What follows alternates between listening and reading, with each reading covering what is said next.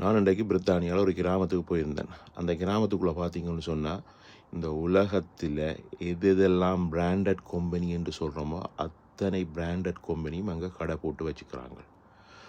குச்சி, ஆமானி, பிரெட்லிங், போஸ், இப்படி அதாவது கண்மண் தெரியாமல் விற்பனை செய்கிற அந்த பிராண்டட் கம்பெனிலாம் அந்த கிராமத்துக்குள்ளான் இருக்குது. என்னடா கிராமம்னு சொல்கிறான்னு யோசிக்காங்க. அதுதான் பிச்செஸ்டர் வில்லேஜ்.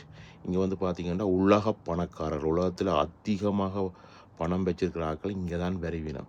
சரி என்று கொஞ்சம் பேசஞ்சரை கொண்டு இறக்கி விட்டு இடையில் கேட்டேன், நீங்கள் எவ்வளவு பொருட்கள் வேண்டியிருக்கீங்க, எவ்வளோக்கு வேண்டியிருக்கீங்கன்னு கேட்டேன். கொஞ்சம் காசுக்கு தான் வேண்டியிருக்கணும், இன்னும் பர்ச்சேஸ் பண்ணணும். அப்போ இது வரைக்கும் எவ்வளோக்கு வேண்டியிருக்கீங்கன்னு கேட்டேன். கணக்கையில் ஒரு 85,000 பவுன்ஸுக்கு சாமான் வேண்டிட்டு நம்மன்னு சொல்லிக்கணும். அப்படியே மேலையும் கிளையும் பார்த்துட்டு இங்கால வந்துட்டேன். சரி, நாமளும் ஏதாவது ஒரு பொருளை எடுத்து பார்ப்போம் என்ன விலையண்டு கேட்போம்னு சொல்லி ஒரு ரோலெக்ஸ் கம்பெனிக்குள்ளே போனேன். வாட்ச் கம்பெனிக்கு போய் கேட்டேன், என்ன விலையண்டு. கணக்கையில் 35,000 பவுன் சொல்லிக்கணும். அப்படியே பக்கமாக வச்சுட்டு வெளியில் வந்தேன். நாம் இங்கே ஒன்றும் வேண்டுறதுக்கு இயலாது. ஏன்னா இங்கே இருக்கிற நீங்கள் பார்க்குற எல்லாருமே உலக பணக்காரர்கள், எல்லாருமே மில்லினியர்ஸ். உலகம் முழுத்துலாக இருந்து இங்கே வந்து பிரித்தானியாவில் பிச்செஸ்டர் வில்லேஜுக்குள்ளே ஷாப்பிங் செய்கிற ஆட்கள் தான். சரி, நாம் பொக்கெட்டுக்கு இருக்கு ஏதாவது வேண்டாம்னு சொல்லி பொக்கெட்டுக்கு கையை விட்டு தேடி பார்த்தேனே, ஏதாவது வேண்டலாம்னு பார்த்தா கடைசியில் பார்த்தா பொக்கெட்டுக்கு ஒன்றும் இல்லை. நன்றி வணக்கம் சொல்லி போட்டு ஒளியில் வந்தது தான்